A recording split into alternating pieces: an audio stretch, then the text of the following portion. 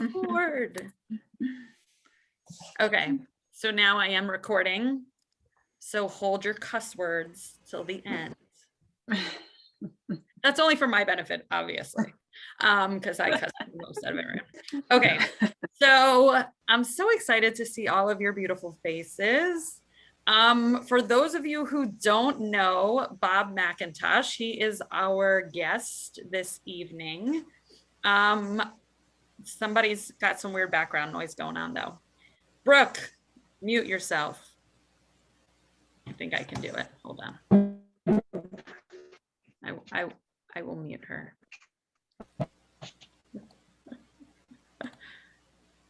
Hold on.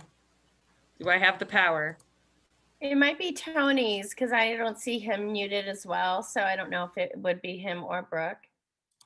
All right. All right. I think it went away.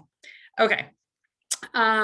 So anyway, Bob came so highly recommended from so many people in Fortune Builders. And I know he used to coach and train, and he developed a lot of the training materials for Mind Protein. So when we started talking about websites and getting off Real Flow and other things, there were literally people that reached out to me that was like, you have to talk to Bob McIntosh and you have to get him to speak at one of your huddles. So he came so highly recommended. So I'm really, really glad. We went back and forth about trying to schedule this, and we finally got him on here. So yeah, without further ado, I will let Bob go into his full background and introduce himself.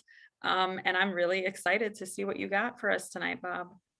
Perfect. Well, that's all I got. Thanks for coming to my talk. We'll see you later. I'm just kidding.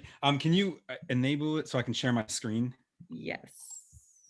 Let me not share your screen, Marie.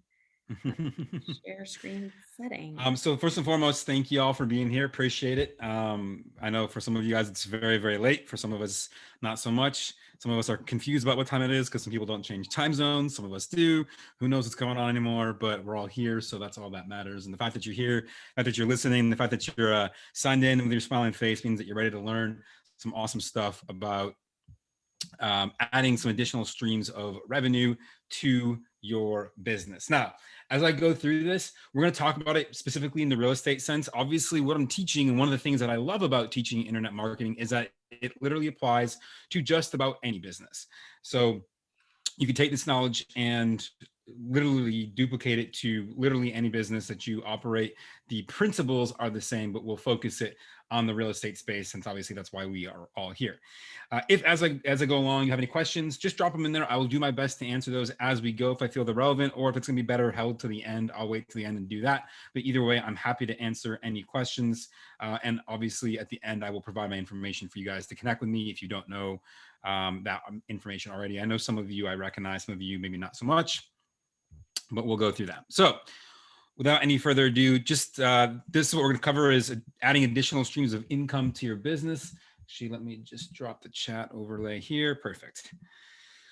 And for those of you who don't know me, just a little bit about who I am. Again, my name is Bob McIntosh. I've been in real estate since 2008.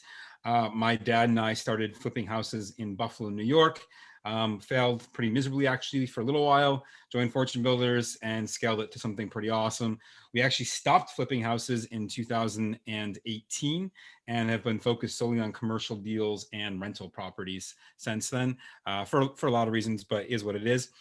In the meantime, as we grew our business, Fortune Builders actually asked me to come on and teach and create pretty much most of what Mind Protein teaches. Myself and one other created a lot of the content there, and several of the people supported us along the way with that. But a lot of the knowledge was just from what we had done in our own businesses as we went along. I would argue that there's probably very few folks, if anyone, who knows as much about internet marketing in the real estate investing space as I do. Also, a couple other fun facts about me. I wrote and published a #1 Amazon best-selling book back in 2015.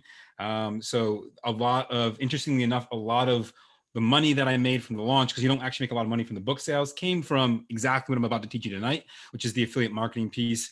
I love traveling, currently in Austin, Texas, possibly forever. We'll see, TBD. And as I said, I do everything with my dad. He's the bottom left picture there. He's kind of like my ride or die in my business. Love having him as a partner. And he's also a badass real estate investor and coach in and of his own right. He's actually completed over 11,000 coaching calls for students in the Fortune Builders world and around. So he knows his stuff inside and out. So with that, and by the way, my one more thing, just so that it's clear on my journey. Arcane Properties is my real estate company, and 3 Degrees Consulting was the company that I started to replace my active income as we stopped flipping and needed something else to do. I realized, hey, it's a lot of fun to teach folks about internet marketing, but actually where we thrive even more right now is helping people just straight up do it. So we execute pretty much anything in the digital marketing space for real estate investors and many other people as well. So let's talk about what is affiliate marketing. For those of you who don't know, it's simply one of 2 things: either making money from selling other people's products or services, or paying others to sell your products or services.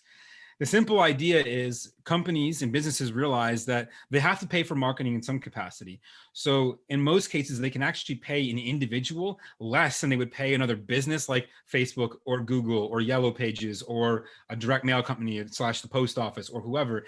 They can actually do that. And the simple idea of this is, think about bird dogging in essence, right? So bird dog brings you a property and you buy it. It's sort of like affiliate marketing. It's very similar to wholesaling as well. So obviously they have the property and you buy it and you pay them the right for it. If you're selling the wholesale property, you get paid for that right. So same idea.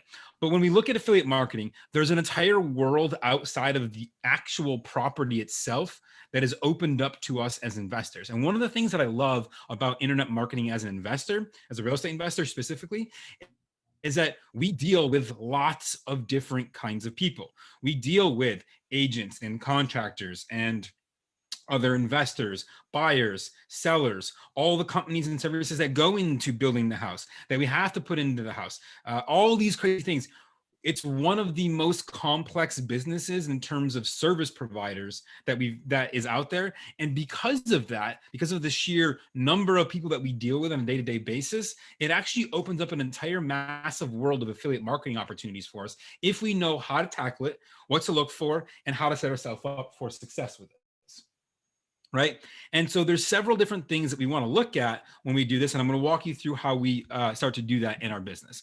But the simple idea is this allows us to create additional streams of revenue. And this is not going to replace the actual business itself. And what I mean by that is you're not going to make more money in affiliate marketing than you are flipping the house or buying the commercial property, or, even depending on the rental market, the rental itself, unless you get absurdly lucky, really crazy, or you have a ton of traffic, which we'll talk about later. But most of us, in most cases, are not going to find ourselves in that world. And because of that, this is not going to replace this income, but it simply will allow you to do a whole lot more. Maybe it pays for some extra marketing campaigns, pays for a nice dinner, pays for a trip, pays for something else in your business. It can very easily do that, and it can add up to a significant chunk as we go. So as we dive into this, the first question I always get is, okay, well, how do I start? Well, before you start, you got to understand the basic tenets of affiliate marketing. And there's 2 sides to every single affiliate marketing relationship. The first side is the publisher. The publisher or vendor is sometimes what it's called. This is the person or business who has the stuff or services for sale. Okay, so they are the ones selling the product or service. All right. The reverse side of this is the advertiser, or sometimes what's known as the affiliate, hence affiliate marketing, which is the person who is marketing the vendor or vendor or publisher's products or services. All right. So again, one side is the publisher; they have the things for sale. The other side is the advertiser; they are bringing the customer, basically. And understanding these 2 tenets helps you understand where do you fit. Because in certain spaces of real estate, we're going to play one or both roles depending on what we're doing. And so understanding where you fall into this is going to be important as we dive in here. Now, a couple of things before we dive into the actual process of affiliate marketing. Number 1 is affiliate marketing is legal in every single state, but not necessarily legal in every single profession. And so as we dive into this, there are certain rules and requirements that you may have to follow. Most of those rules or requirements are state dependent and sometimes county dependent, although county dependent is usually very rare. But state to state, things change. So what works in California may or may not work in Arizona, which may or may not work in New York, and et cetera. So understand where you're doing it and understand that I am not, and this is my legal disclaimer, stars, fun things like this. I am not an attorney. I'm not a CPA. Please seek out those people for those things. I'm not that person. What I present today is simply my advice as is. Please take it as such and not as any sort of legal counsel or accounting counsel or anything of that nature. Okay, cool. And stars, now we get, right? But what I'm going to share with you is, hey, this is what's worked for me with the caveats as we go through them. I'll do my best to outline them. Again, you may know something. And if you do, by the way, please share. I will rely upon you. I don't know anything about the Phoenix / Arizona market or anywhere in the Arizona market for that matter. And I know some of you are outside of that too. What I do know is California and New York, because those are the two states that I've operated in. What I also understand is that those two states tend to be the most restrictive. So if I can do it there, I can pretty much do it anywhere. That's my rule of thumb, more or less. But as always, seek an attorney, make sure you're good, yada, yada, yada, blah, blah, blah. Okay, cool. So the first part's going to be offline affiliate marketing. This is where I always like to start, and then we'll dive into the online piece as well, because there's two very different ways that we tackle these things. The offline affiliate marketing is going to require a couple of things. Number one, it's going to be manual tracking in most cases. It's going to generally be based on a handshake agreement. It's going to generally be with service-based companies. And this is also the easiest place to start. So as I walk through here, a couple of things I want you to think about as we're doing affiliate marketing. Number one, what kind of people do we deal with on a day-to-day basis that we could plug in as affiliates? And the answer is literally anybody that you talk to, with one exception, and that's agents.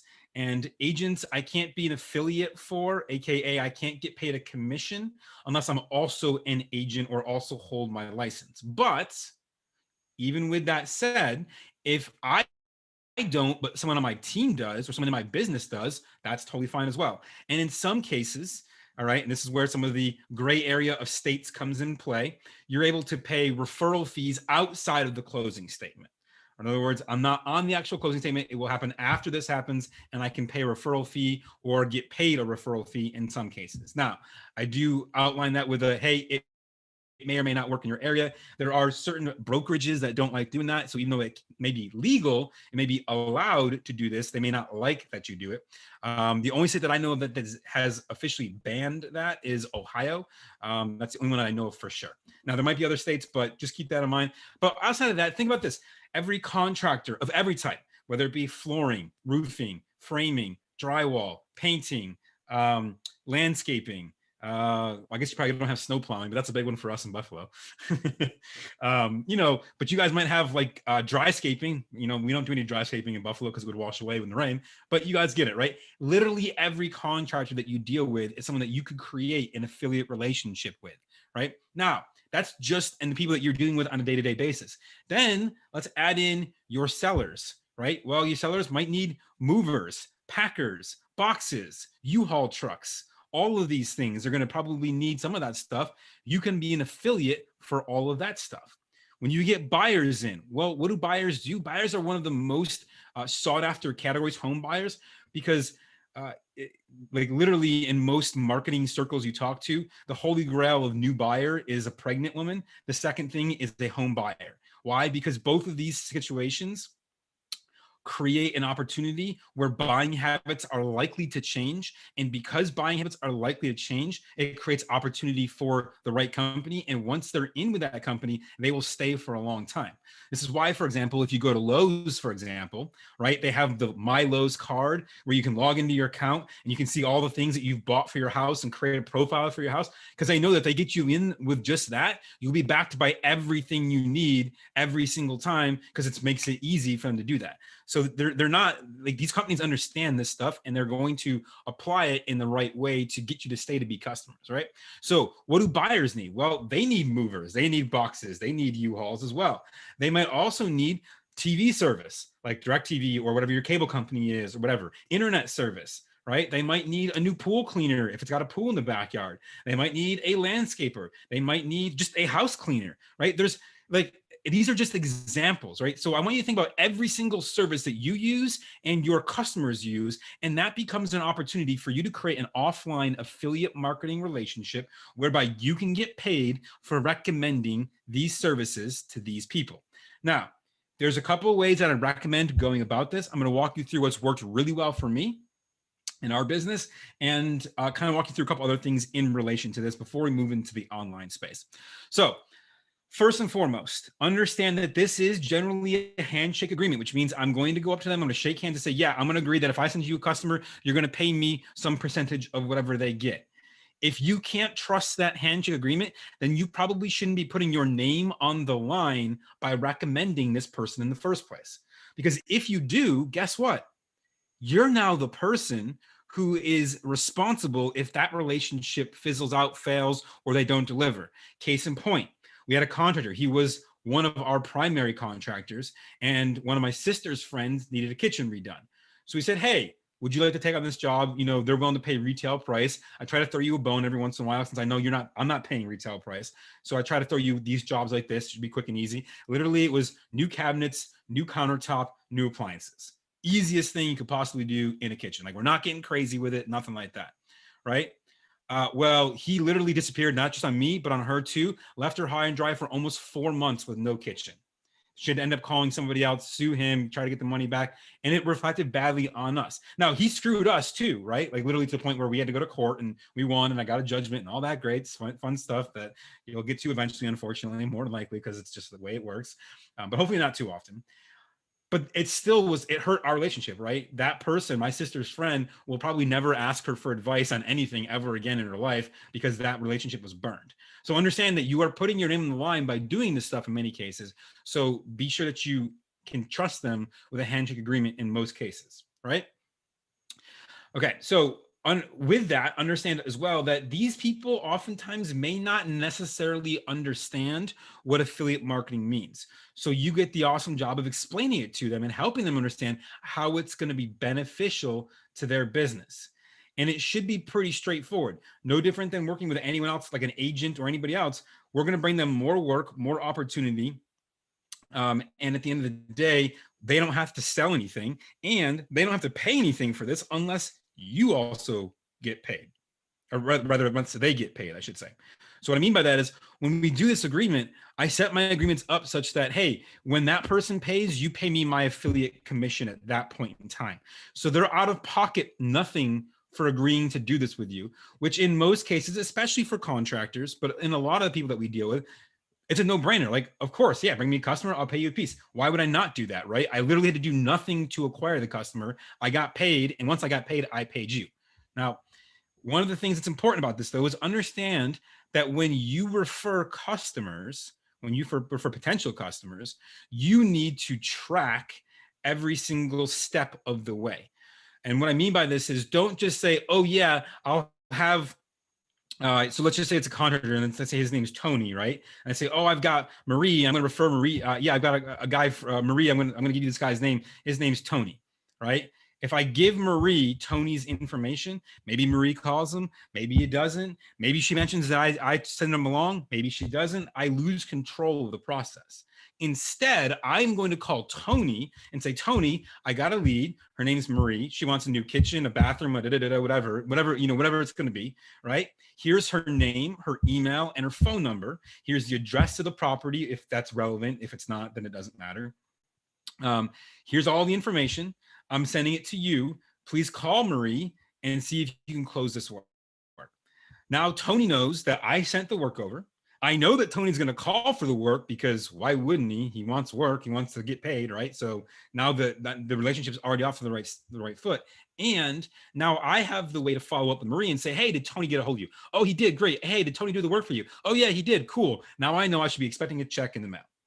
Now, when we do all of this, I like to set up a spreadsheet for every single contractor or affiliate relationship.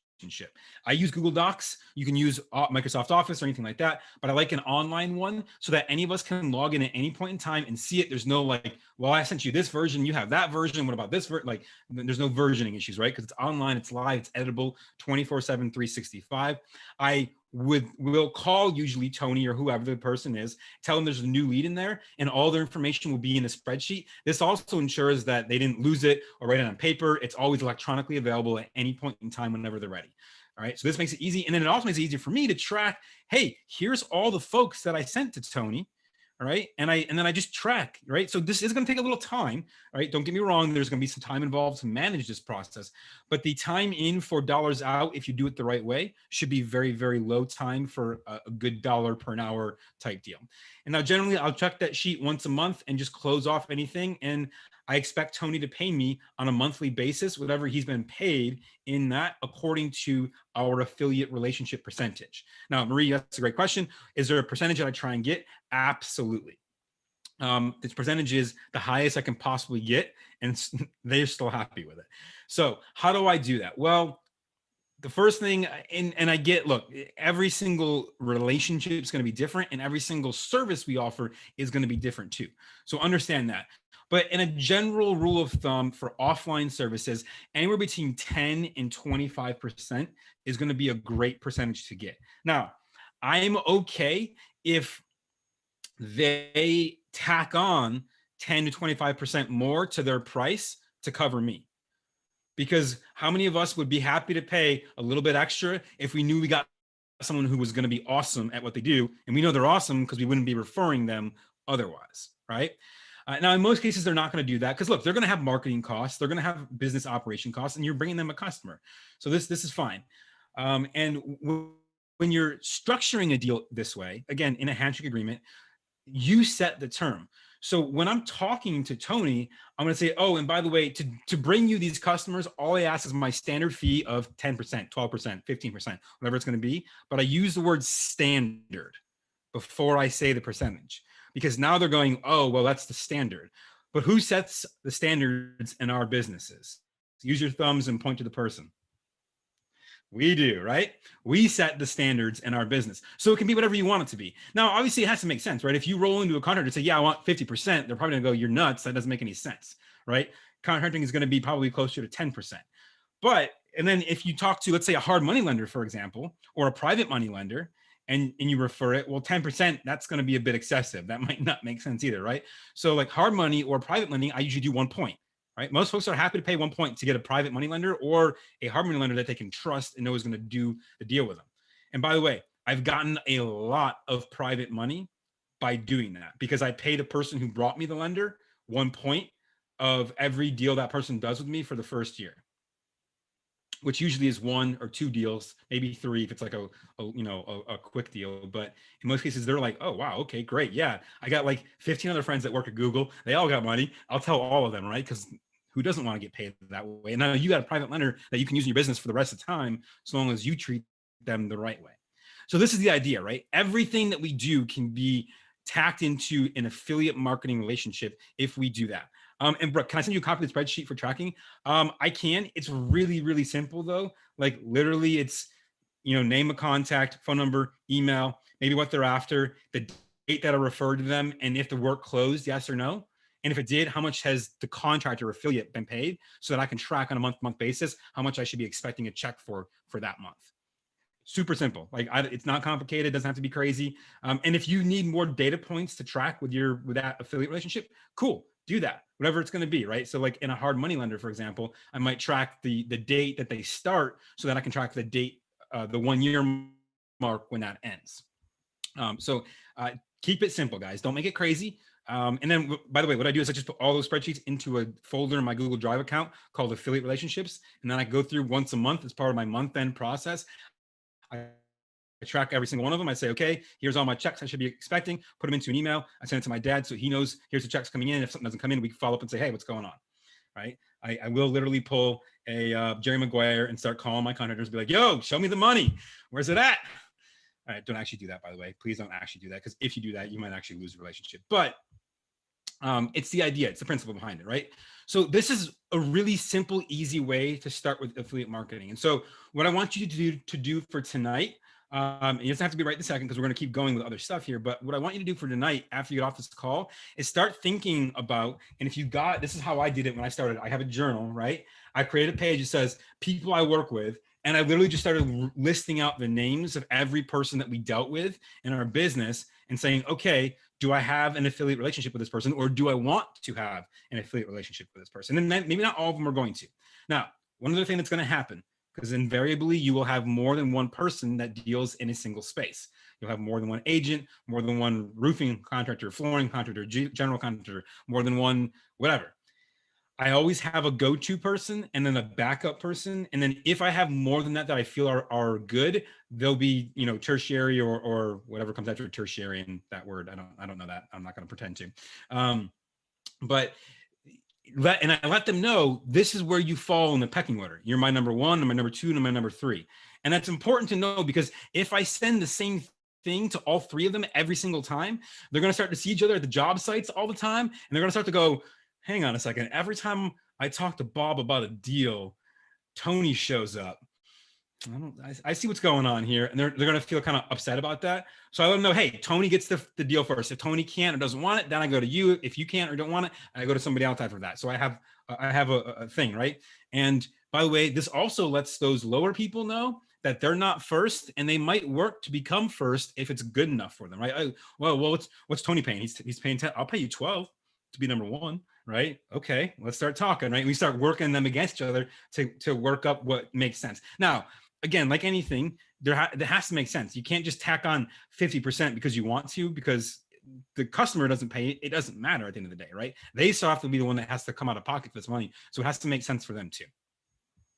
All right, cool. So any specific questions about offline marketing? If not, we're going to move into online affiliate marketing.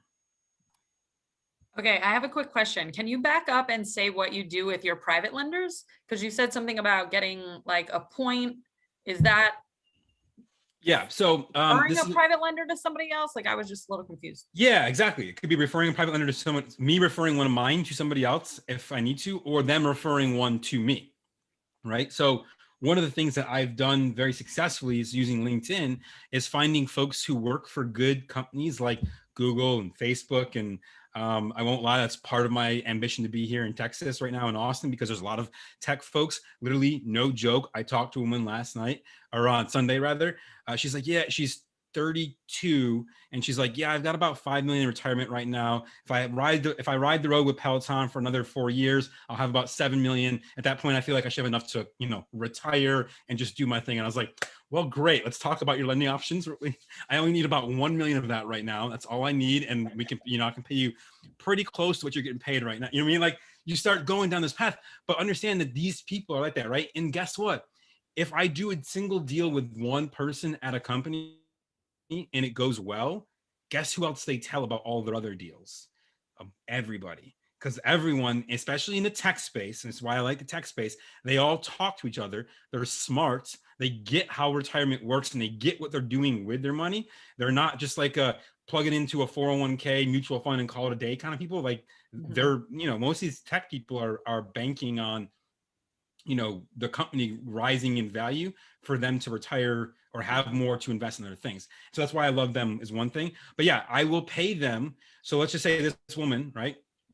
We'll call her Kathy, for example. Let's say Kathy refers to me Suzanne, and Suzanne lends $1 million with me. I'll be happy to pay 1 point on that $1 million to Kathy for the referral, because I know that 1.1 time gets me $1 million for the next 10, 20, 30, 40, 50 years, because I'm going to do the right things with my lenders, because I always do. And I have that, and that's going to save me way more than having to go to a hard money lender down the road. And then vice versa. Let's say I have a private lender, and like, so for example, right now I have one who we used for a long time, but he wants 14%.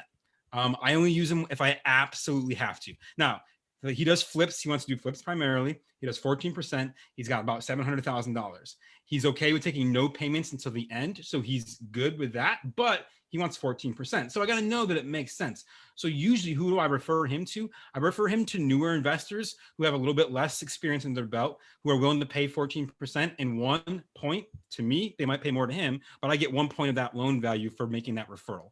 So that's a way that we generate from that as well. And I know that, hey, I'm okay with it because most of my lenders right now, I'm paying 10%. So why would I pay 14 unless I absolutely needed to? Right. And so that's another way that we can do that is growing that. And which, by the way, if you guys have people that need to lend money, please call me. I pay referral fees. Shameless plug. But yeah, that's how we do it. Does that make sense, Marie? Yeah, thanks. Absolutely. Any other questions on offline stuff? Otherwise, we'll move into online. Cool. So online affiliate marketing. So let's talk about this. This is a whole different game. And in 2020, the ability to generate revenue from online affiliate marketing skyrocketed. There's a reason that Amazon gained however many hundreds of billions of dollars in a year. And it's not because they're great. It's because everyone is shopping online now. And I don't foresee, even with, as we approach hopefully the end of this coronavirus shenanigans, I don't foresee that really changing. I think people's habits have dramatically shifted into online purchases primarily. And because of that, you're going to see the ability to generate revenue online increase dramatically. I know my affiliate marketing relationships online generated about 15% more in 2020 than they did in 2019. And that's without even me really, to be honest, trying. That's just what was already being done anyways. Okay, so a couple cool things about online affiliate marketing. Number one, online tracking. I can track everything, and I'm going to talk about some things that are changing with this that are important to know. So stay with me. But we can track everything online. Everything is going to be vendor agreements, right? So in this case, on online affiliate marketing, in most cases, we're going to be the advertiser or the affiliate, not the publisher.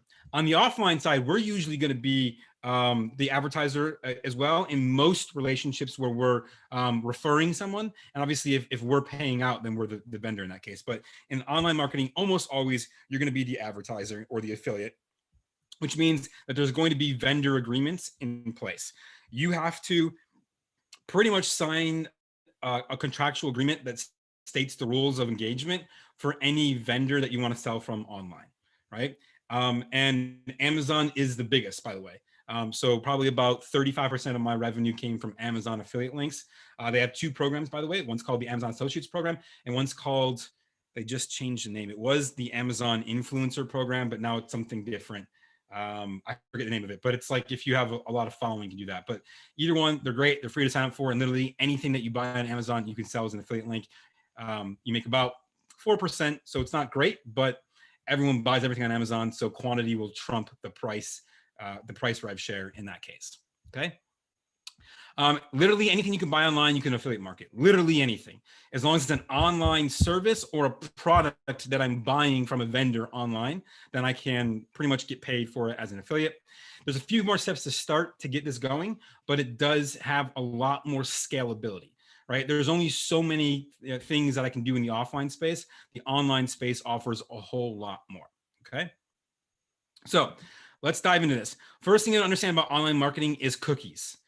These are little computer files that operate in a very specific way. You need to understand how they work to understand how affiliate marketing works. So step one is you get on the web. So I get on my computer, I log into Chrome or whatever, I go to Google, I go to whatever, I go to any website. And at that point in time, a request for information from a website happens. So, hey, I go to Arcane Properties, for example, or 3DC, go3dc.com or whatever website it is. I'm saying, hey, give me the information, show me your website.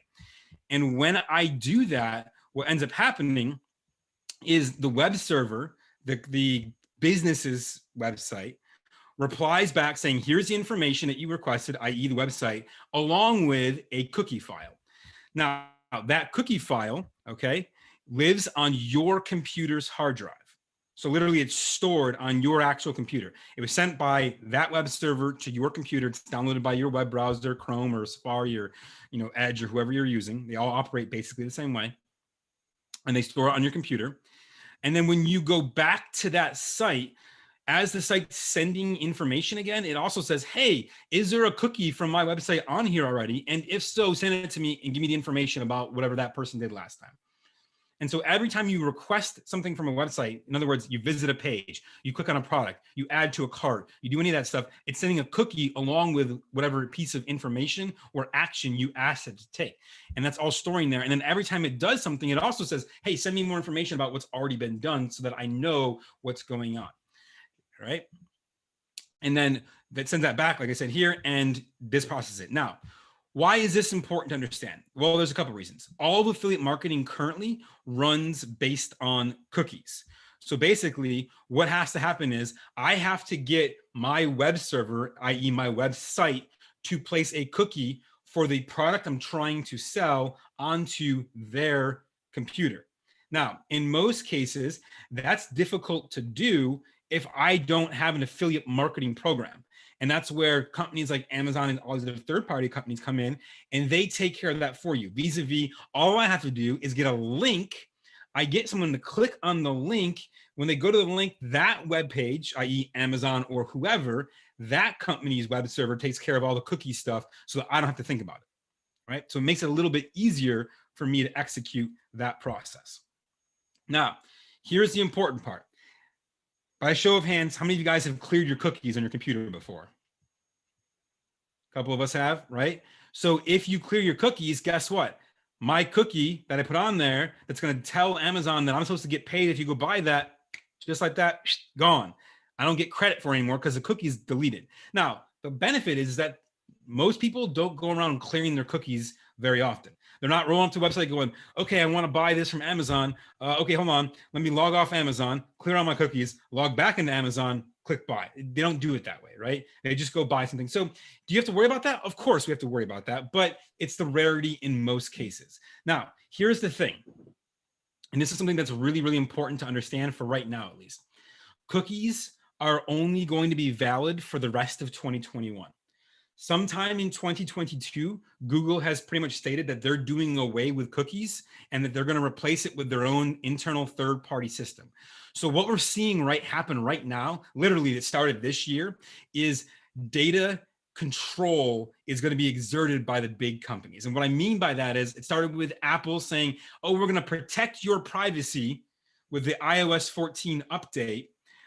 All that really means is that Apple is in control of the data on your phone, not the Facebook or the website or the whoever. Google is essentially saying, oh, shoot, if we don't catch up, we're going to be behind. So they're framing it the same way, but basically it's going to be control of your data because was it 2018, the value of your data surpassed the value of oil. And so it's the new richest hunting ground for businesses. And because of that, everyone's trying to control it. So what does that mean for us right now? Well, we don't know yet, right? Google has talked a lot about what they're going to replace it with. There's a lot of questions and skepticalness and craziness around that. So we'll see, but just be aware that, hey, this year, you're still good to use cookies. Next year, maybe not. Of course, follow me. I'll be doing video updates if I find out more or we get a better grip on what it means. But at the end of the day, cookies are going to become much less useful in the future. So we have a limited period of time in which we can really utilize this right now. And then it's not to say that they're going to go away completely in the future, but we just have to understand, hey, it's going to change in how it operates. And that change may or may not impact affiliate marketing. We won't know until we get the final rules and regulations from Google on what they're doing with their browser. And by the way, I know you're like, wait, why is Google doing this? Well, because Google controls almost 80% of all web browsing activity vis-a-vis the Chrome browser.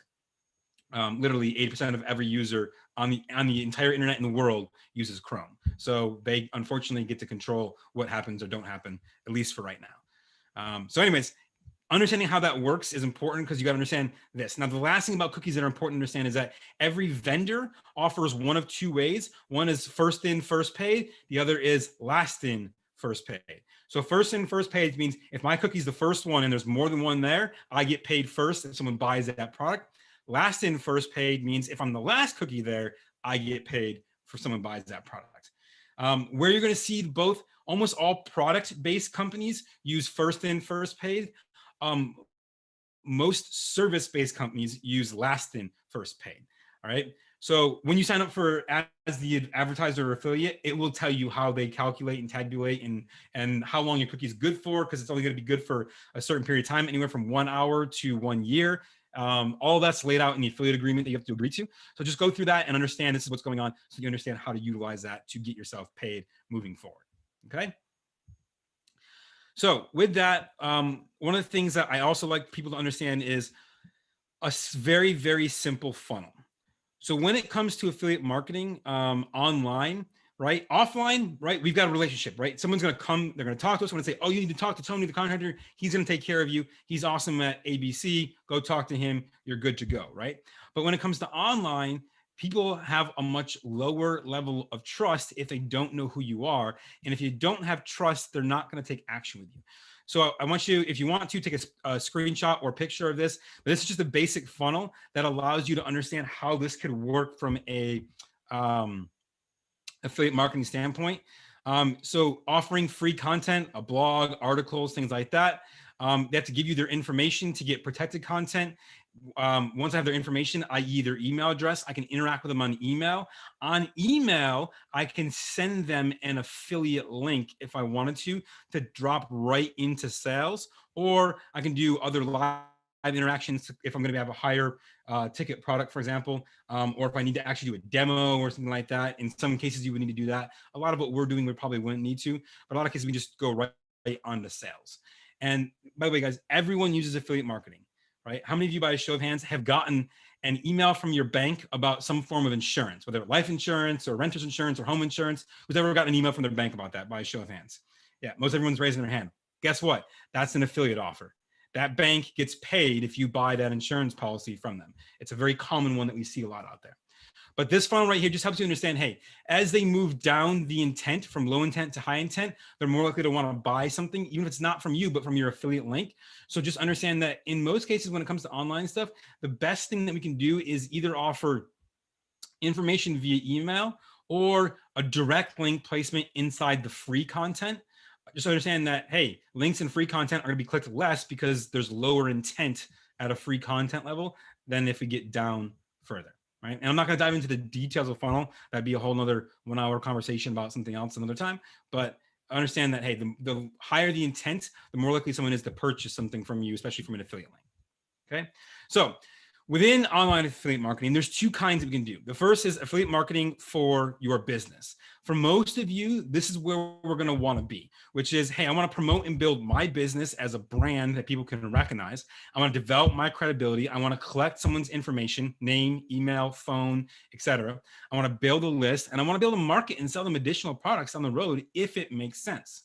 So for example, let's say I have sellers, right? And I get their information, I add them to my list, and I know that they got a wood burning fireplace. Well, perfect. Then, once a year, I should be sending them an email saying, hey, by the way, have you gotten your chimney cleaned? If not, it's about that time, because we cleaned it when we bought it, when we sold you the house. Now's the time. If you don't have somebody, call, Chet's chimney sweep, and, they'll get you taken care of. Okay. So understanding that this is going to be where you make the most money because I got someone's information and I can sell things to them over time, right? Whether it be programs, courses, private lending deals, whatever it is, it literally doesn't matter. I can sell anything, right? So let's say it's, so we have actually one of our clients is in NOLA, and they do super high-end home decor and furniture. Well, Mardi Gras was just happening in February. And what we did was we sold a bunch of their stuff, and we also put in their emails to their customer list affiliate links to other people selling other Mardi Gras goods, because we know we have an entire captive audience who understands and appreciates Mardi Gras, is likely to buy things, is a certain type of buyer, and might want these things in addition to our things. So it's a great way to drive some additional affiliate revenue for their business just by sending out some emails saying, hey, by the way, in case you haven't checked out so-and-so artist page, go here to see their cool art things they got. They go to that page, and that artist had an affiliate program set up whereby she could earn money from anyone who bought their art from that page, right? So just lots of different ways that we can do this. But understand that building this for your business is going to be one of the highest return on investments of your time, because you're getting someone's information and I can market to them over time. I want you to think about every single real estate investor that you know. Do they need education? Do they need courses? Do they need events? Do they need a CRM service, a direct mail company, a list provider? Do they need all those things? And if so, could you be the provider that says, oh, by the way, here's who I use to buy all my lists from. You should check them out. Boom, affiliate link to your list provider. You just made some extra money if they go buy a list. So I want you guys to start thinking literally everything that we do can be tied in this perspective. We just have to understand, where do we plug these things in? All right, so the other part of this is just affiliate marketing to make money. That's me making money. Yay. What I want you guys to think about this is, we're not looking to build a business. I'm not looking to collect information. I'm not trying to market them additional products. I'm not trying to build a following. I'm not trying to develop credibility. I'm literally just trying to make some extra income, whether it be by working with SEO online, or whether it be by just directing people to a specific thing.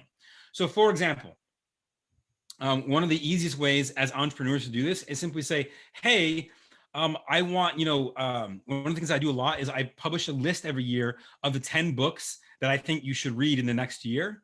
And because they impacted me, because I read a lot of books, right? I might read, 20 to 30 business books in a year, and I'll pick my 10 favorite from the last year and I'll put those on a list. And then in that list, I'll include my affiliate link, right? I'm not trying to email these people or get their information or whatever. I'm not trying to do any of that. It's a book. I'm going to make 4% of a $10 to $20 book. So it's not a lot of money. But if I have enough people, it might start making sense. And because I can do it, and I know that folks will buy a book on Amazon, right? It's very easy for me to make an extra, enough to maybe pay for a couple of the books that I read that year, which is great for me, right? So it's just start thinking about that. But all this is, hey, if I just want to sell something to make some money, now it does have to still make sense, which we'll get into here in a minute, but this is simply put just a way to make extra revenue in your business by selling a simple product or service. You're not trying to collect information. You're not trying to build a business or anything like that. You're just saying, hey, I got this thing. Maybe I'll make a few extra bucks by doing it. A lot of times that could be restaurants, for example. A lot of restaurants have gone to online gift cards, and they'll even pay you because they know that most gift cards have about 25% profit margin because no one redeems them. So they're happy to pay you 10% of the gift card value simply because they know that they're still making 15% on top of it. So that's like another way. And obviously you're not trying to build yourself as the restaurant reviewer. If you're like a Yelp elite person, maybe that would be great. For most of us investors, we're probably not trying to become a Yelp elite person, at least not on purpose anyways. All right. So how do you pick the right product? So if we've got these two ways of plugging in affiliate stuff, how do I figure out what product do I want to pick? The first thing is, if you're doing it as a business, it's got to make sense for your list.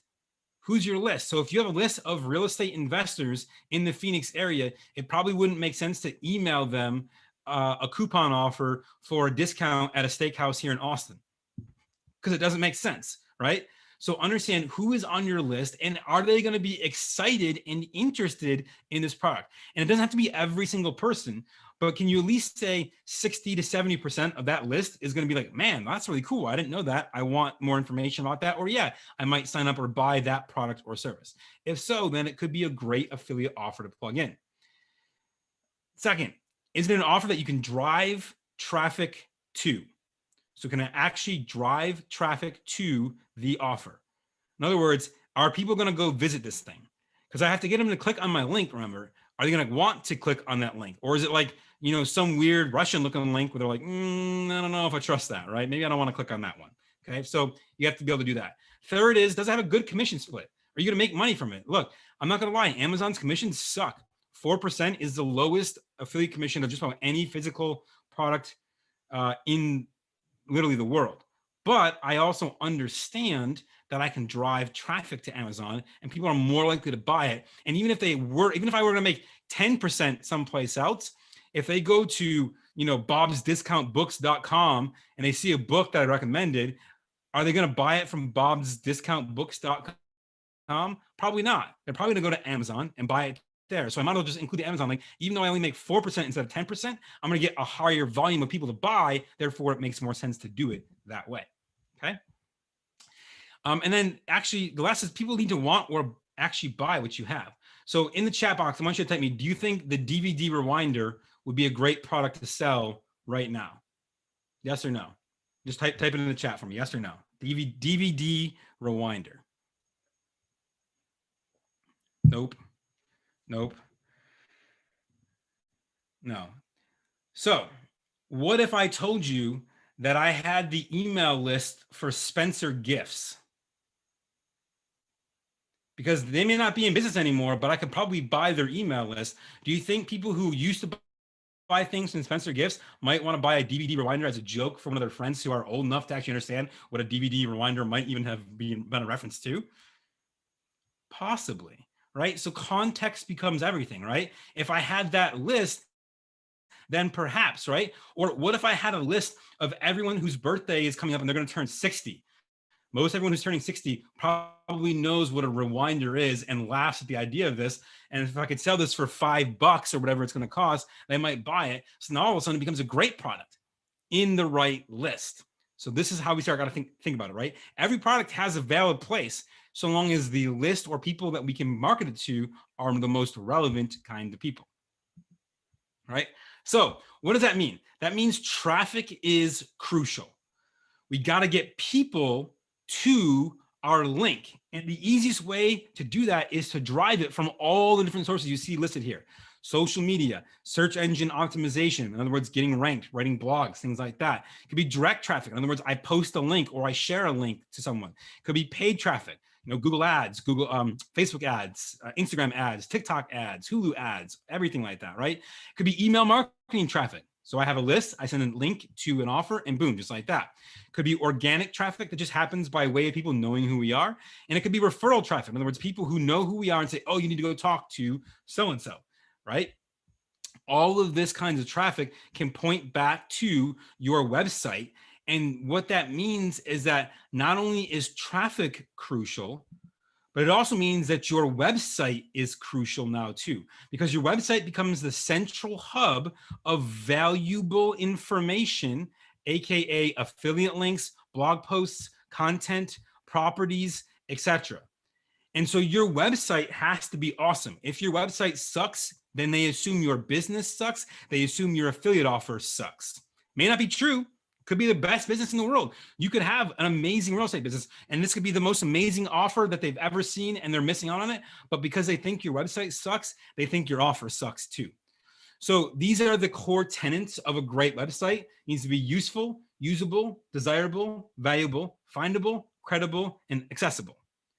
If your website does not meet all of these things, you are dramatically missing out on an opportunity to drive more revenue in your business vis-a-vis affiliate marketing. Because if you have a centralized repository for all of the things that you do and offer, this can be the way to do it. Now, how did I used to do this? Just so you guys understand.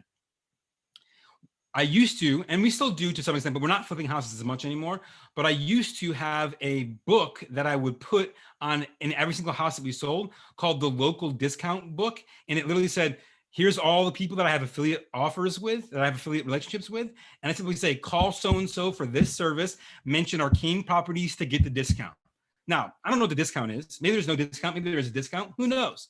But I guarantee you, if you tell them that there is a discount, they're going to ask for it. And they're going to mention my company name. So just like that, I've got them to start referring to me. The second way to do this is to build a page on your website that has links to all your online affiliate offers, right? So if you have an online resources page, you could link to all your online affiliate offers from there as well. Now, I don't have one on my current page right now because we do it all through blog posting, pros and cons. But I recommend, and that's actually something that's on our list to build in our business right now, is get that up and going, is having just a resources page where someone can go and find all the affiliate links to all the courses, services, products, and things that I might ever want to buy or use in my real estate business so that anyone can go find those things. And now, if I have a single repository of resources, I can point every single person I talk to back to that resource repository. And so maybe I have one for agents, one for investors, one for buyers, one for sellers. And on that page, I just have all my links to all the things that people could sign up for. All right.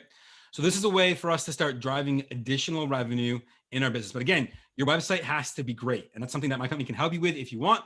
I'm happy to talk about it. But with that, is there any questions that you guys have? I'm happy to answer those.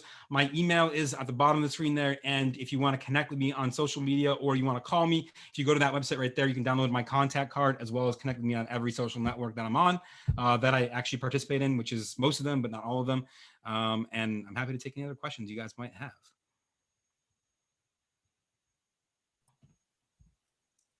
I just want to say too that for certain things, like my bookkeeper right now, I have given her referrals and she literally just takes like hours off of my own services. So I don't necessarily get cash from her, but she's paying, doing multiple hours every month anyway. So to get that discount is really nice. So just be creative, guys. There's lots of ways that you can use this to make money or save money in your business. Or both. It's At the same awesome. time sometimes. Cool. But that's it. There's no questions. a You guys are question. like silent. I was like, Okay. I have a hey, I'm just question. that good apparently. You are awesome. Thank you, Bob. This is awesome. I really was looking forward to this. I do have a question about how do you keep track of, for your online referrals, how do you keep track of making sure that those affiliates are in good standing? So it's a spread in that same spreadsheet. I just know every single month this is what I should be getting paid. And if they're not filling it out, guess what happens? I make them responsible to fill out the information about how much they've collected and how much I should be getting from them. And if they don't do it, they're gone and I'm on to the next person. And I'll plug in relationship number 2, number 3, they become number 1 and number 2. And you lose out. So I don't have to worry about that for too often because usually I give them one warning and I say, this is not baseball. It's not 3 strikes you're out. It's, hey, you've got one warning. You've got 7 days to get your data updated in the sheet. If I don't see it there, then you're bumped down to number 3 or 4 or 5 or whatever on that relationship list. And I'll put someone else in place who's going to play by the rules that we need to operate our business in. So on a consumer level, like let's say someone did get a bad service, how would you know that? Or you're just checking that? They're going to probably call you. Okay. Because let's be real, right? If you recommended someone as a service and then that service sucked, they're probably going to call you and say, what the heck, man? Like, why did you refer this to me? Like, these people suck. They're terrible, right? And that's, so it's up to you to do damage control. Now, if you want to take it one step further, you can also just follow up with them and say, hey, how's it going? How's Tony doing? He's doing a good job. And, if not, then you can get on Tony's case and make sure he is. But again, in most cases, if you're feeling comfortable putting your name in the line to refer someone, they're probably going to do the right job for you. So it should be okay. I've only had that one instance where someone did bad. And by the way, I found out why after we took him to court. His wife got cancer. They didn't have health insurance. He basically started stealing money to pay for cancer treatment so she wouldn't die. And I feel from and I understand, but that's not the way to go about it. Sounds good. Thank you so much. Absolutely. Okay, so I have a question just because I was interrupted briefly by my children coming in here to make sure that I saw that they ate all the dinner because they wanted snacks. So when you were snacks on snacks, they were like, can I get snacks now? I think they're literally showing me their dinner plate. Like, Mom, did I eat enough? Can I have a snack? Anyway, make it clean. That's what my grandma used to say. You were talking about some of the different online affiliate. I know you mentioned Amazon Associates. Did you talk about there's other, like I was doing some research on it and I became a part of, or I was trying to become like a part of Home Depot, but Home Depot, it's not like you just go to Home Depot's website, then they bring you to like some third party program. So did a you lot talk of about any companies of those use third-party programs to manage their affiliate relationships because it's way easier than Home Depot sending out a check for 32 cents because you sold an elbow joint this week. Right. So a lot of them use third-party programs, and that's totally fine to sign up for those third-party programs. There's a ton of them out there. I'm like totally spacing on the names right now. I think I'm on ClickBank. like win a sale or say. Yeah, shareasale.com is one of the big ones. CJ, thank you, Susan. I appreciate that. Susan knows this stuff. She probably heard me talk about this way too many times. She's probably like, oh God, Bob, shut up. CJ.com is another one. Shareasale.com, clickbank.com for digital stuff. Walmart is a huge one right now. Walmart is actually quickly overtaking Amazon in sales. Very, very interesting things going on there. And then if you can't find something that you want, just Google search the name of the product and the words affiliate program, and you'll probably find it. Susan can probably attest to this. In the events that I did, we found some really interesting things that people suggested, from coffins to 5-pound gummy bears to horse saddles to mortuary services. Kid you not, there's a guy who will, there's even an online, you ship a body to a place online now, and then they cremate it and make it into a tree and just ship it back to you to plant. I'm like, I don't know about that, but it's a thing.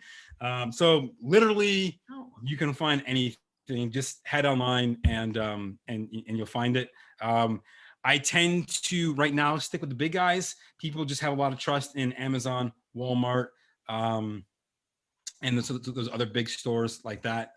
It accounts for, like I said, between those two, probably about close to 75% of, or 70% of my total affiliate marketing revenue that I do in my business currently.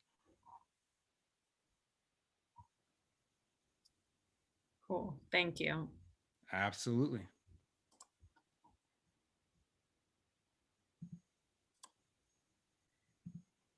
Is that it? Did you guys, are you all brainstorming on like all the different connections that you have and who you're going to reach out to and all the different contractors you're going to promote to people? Definitely gets your mind going. And I think I've definitely had some of this come to mind. And I know Rob has brought it up to me before as well. But this really starts, you really kind of start formulating and the next time or two, you refer something out or you try to be that resource, you're thinking, like this could actually benefit everyone. Not that you always need to do everything for a monetary purpose, but I think it's a win-win situation if you can provide a customer for someone and give someone a good reference and all of that. So, but thank you for all of this. It was great information. My pleasure. Thanks for being on. Yeah. Yes, thank you, Bob. Yeah, I'm just wondering, like, if you don't have like a big old list of people that you've worked with, obviously, the longer you're doing business, you're gonna build your list. Do you have any recommendations on how you can possibly build that list a little bit quicker? Yeah. So, I mean, the quickest way to build a list is simply to buy it. And what I mean by that is not actually physically buy a list like we would for like direct mail or things, but to use paid advertising. That's hands down the easiest, if that makes sense. The other option, obviously, is just start keeping track of every single person that you talk to from now on, because you'll be surprised how many people you talk to when you start thinking about it start to become relationships or potential relationships, and make sure that you add them to a CRM of some sort. I don't care who you use, but use somebody. And if you don't have somebody, I can point you to some free ones that are a good starting point. But just have something that you can track all that in. And then, next time you make a great relationship, like, oh man, this would actually be the perfect opportunity. Or if it's the right time, right? So as we head towards Memorial Day weekend, maybe it's a great time to say, hey, I was at Home Depot yesterday and I saw this amazing grill at a great discount. Here's here it is. And you link to the grill through your affiliate link on Home Depot. And just like that, people are like, oh yeah, I do need a grill. It's Memorial Day. We got a party coming up. I need to do that. And look, just keep building over time. Everyone's list starts from zero and goes from there, right? My list started at zero. Now it's, 6 figures of people. I don't know exactly how many. I'd have to look because it's in different places, but I started with zero as well. So it's just getting started in one place and then building from there as you go. Great, thank you. Cool. Well, I'll if there's no other questions, I'll just leave you with, if you guys need help, anything internet, please let me know. As I said, a couple of years ago, we went out and built our own company doing internet marketing for folks. Between us and our team members, we currently manage more than 9 figures a month in ad spend across Google and Facebook. We run God knows how many websites. I've lost track. It's a lot, but I'm happy to help you guys. Like I said, I probably know more about internet marketing in the real estate space than anybody. And I'll challenge anyone to that claim. If they claim more, it's probably because I taught them. I love it. Bob, I had first met you when you were talking about LinkedIn and doing all of that. Is there a time maybe, Marie, or is that something that you still do as well? I just found that hugely valuable as well. You're just like a plethora of knowledge.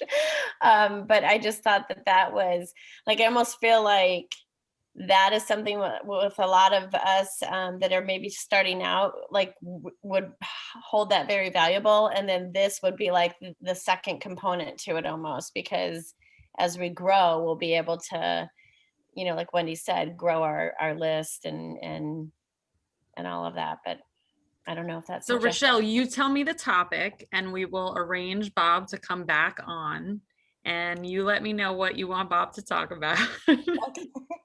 Was that the LinkedIn presentation on how I'm getting private lenders from LinkedIn? Was it that one? Yeah, private lenders and how to use LinkedIn and doing all that. I just thought, wow, it's just not even just for private lenders, but it was just like opening up your, you know, but yes, of course, because everyone needs, you know, more private lending. So Yeah, absolutely. Yeah. And by the way, that process we're using for several clients right now.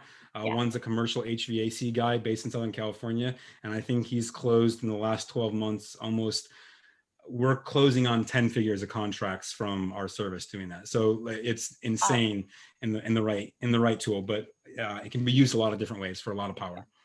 Yeah, I found it so valuable, and I thought, gosh, and they didn't record that, but I was just like, oh my gosh, I wanted to like suck all the information up.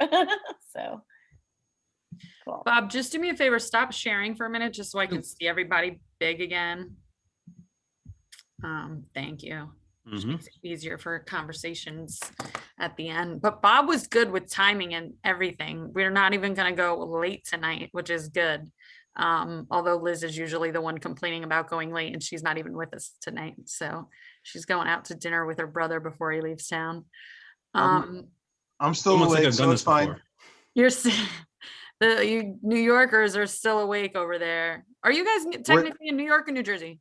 You're Jersey, right? We're New Jersey, but like literally in our backyard, you could see the Empire State Building. Literally. Where in Jersey are you guys? We're East Rutherford. Okay, cool. I lived in Hoboken for 4 years. Oh, Hoboken? Nice. Hoboken's fun. So Bob, you know, I'm originally from it's a lot of blurry times because there's a lot of bars there, but fun. So I'm originally from Staten Island, New York, Bob, but I actually went to Binghamton University. So not too far from Buffalo.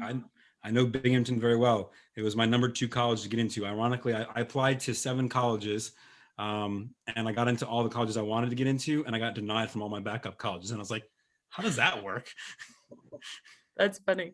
So where did you I got into RIT and Syracuse and another one, but then I got denied from Binghamton and like Geneseo, and I'm like, what? That's so funny because I almost went to RIT for engineering school.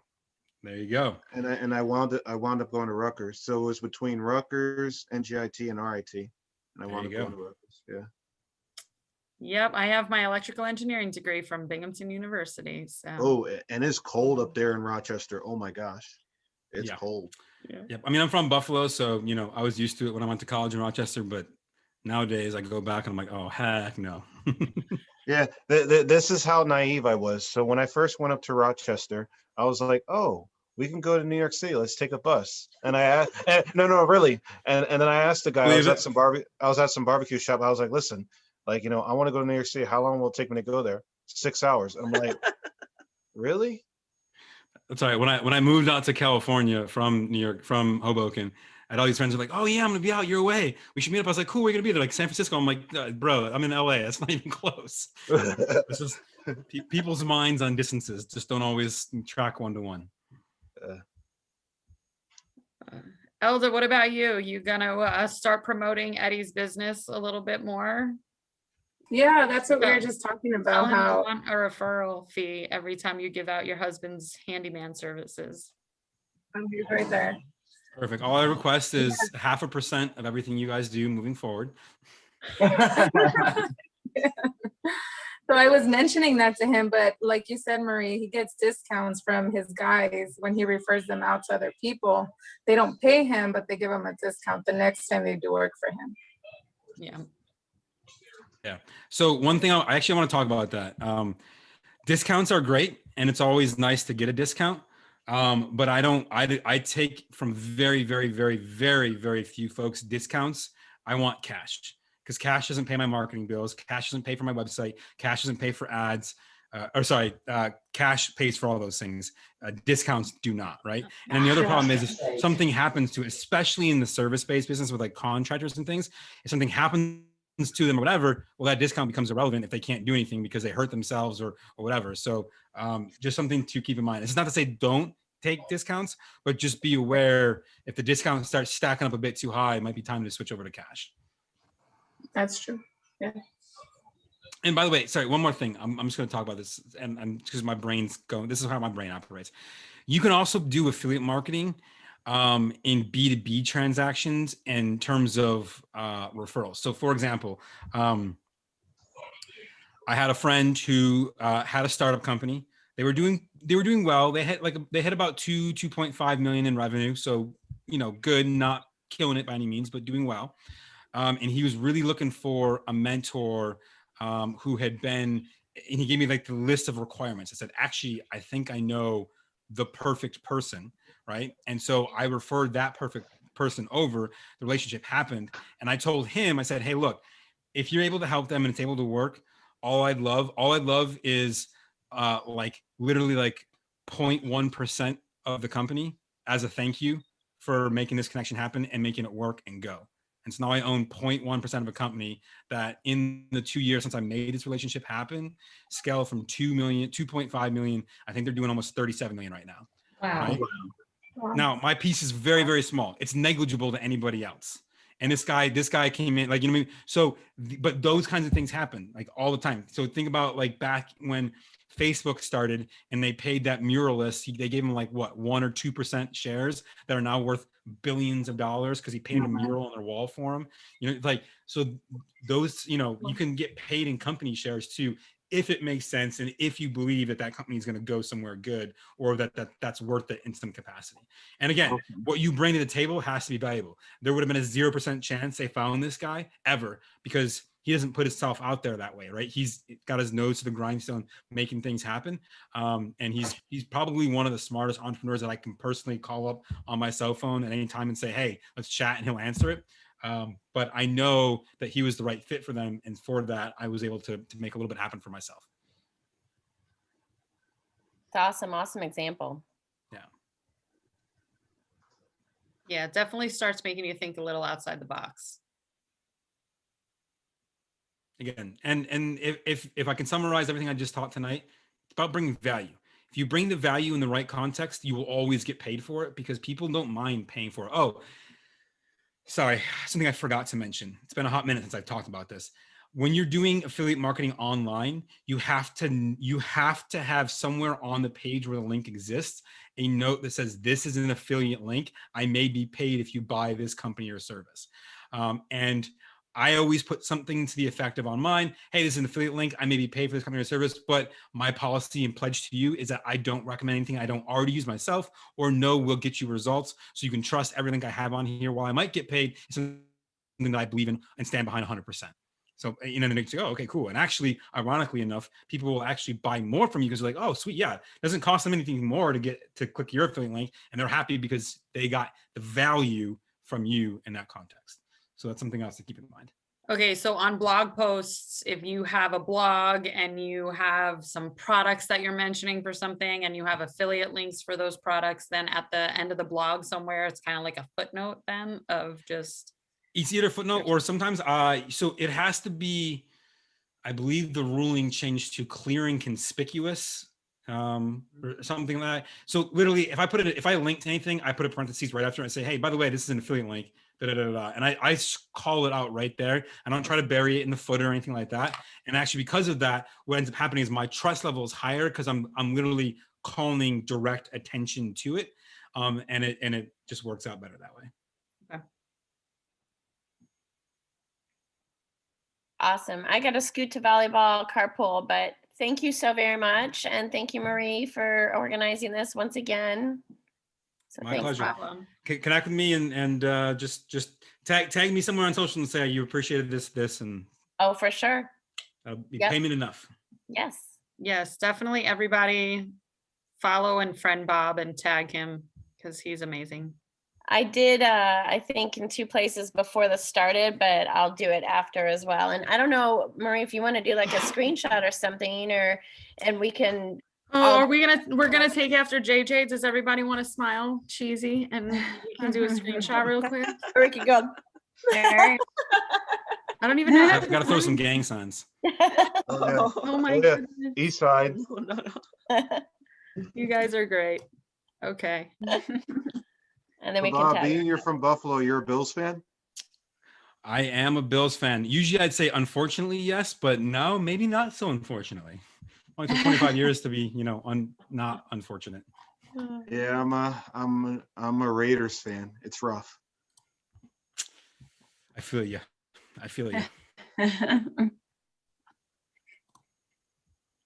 All right. Good night, Cool. guys. Thanks again, Bob. Appreciate Absolutely. Thank you for being here.